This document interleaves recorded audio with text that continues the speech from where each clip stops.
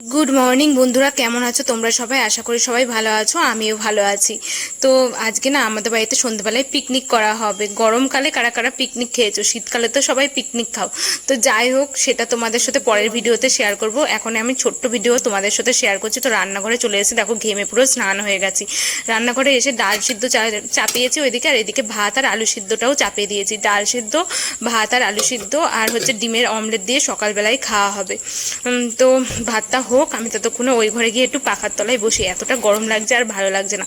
তারপরে একটুখানি হাওয়া টাওয়া করে আবার চলে আসলাম রান্নাঘরে। তো এসে এখন ডিমটাকে ভেজে নিচ্ছি। তো দুটো ডিমের অমলেট করবো, মানে দুটো দুটো করে একেবারে চারজনের জন্য ভেজে নেবো। তো এই দেখো সকালবেলা আমি, আমার বর আর আমার শ্বশুরমশাই খেতে বসেছি। ডাল সিদ্ধ, আলু সিদ্ধ আর ডিম অমলেট এই দিয়ে সকালবেলার খাওয়াটাও হয়ে যাবে। তারপর দেখো আজকে রান্নাঘরটা একটু পরিষ্কার করা হবে। তো এই যে রান্নাঘরে আমাদের এই শোকেসটা ছিল, অনেকে বলে যে আয়না রাখতে নেই রান্নাঘরে, তাহলে একটা বাস্তু দোষ হয়, মানে খাবারে কি একটা এফেক্ট পড়ে।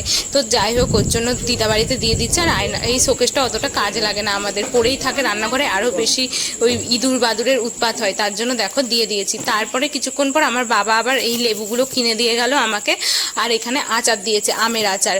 তো কিছুদিন আগে ঝড় হয়েছিল, তো বাবু একটা বাগান থেকে কিছু আম কুড়িয়ে পেয়েছিল, সেই আম দিয়ে আচার করে দিয়ে গেছে। দেখো আচারটা আমার মা করেছে, দেখে মনে হচ্ছে যেন গুড়ের, কিন্তু গুড়ের না, এটা চিনির আচার। আর খেতে তো দারুণ হয়েছিল। আমার মায়ের হাতের রান্না তো সব কিছুই ভালো হয়, জানি সবার মায়ের হাতেরই সব কিছু ভালো হয়। তো যাই হোক দেখো আবার আমার শাশুড়ি কত ফল এনেছে আজকে দেখি সবাই ফল এনেই যাচ্ছে। তো এখানে বছরের প্রথম ফল আজকে লিচুও এনেছে, ফুটিয়ে এনেছে, কলা, শশা, তারপর লেবু সব কিছুই আছে, ডাবও ছিল। তো যাই হোক দেখো এখন ওই সেই পাখিটা, তোমাদের আগের দিন দেখিয়েছিলাম, এই পাখিটাকে ধরে ফেলেছিল আমার বর, সেই পাখিটাই বারবার আসে আর এই জানলায় কাচের মধ্যে ঠোকর মারে। তো আমি কিছু লিচু খেলাম, লিচুগুলো এত মিষ্টি ছিল খেতে আর এত ভালো লাগছিলো, আর আমার লিচু খেতে দারুণ লাগে। তো আরও কটা লিচু খেলাম। আমাদের বাড়িতে লিচু আনলে আমি প্রায় খেয়ে বেশি শেষ করে দিই। তো যাই হোক খাওয়া দাওয়ার পর একটুখানি শুয়েছিলাম, তারপরে হাঁটাহাঁটি করছিলাম, হঠাৎ দেখি অনেক দিন পর যাচ্ছে ঘটি গরম। দেখো শীতকালে ঘটি গরম আসে না, এদিকে গরমকালে ঘটি গরম নিয়ে বেরিয়েছে।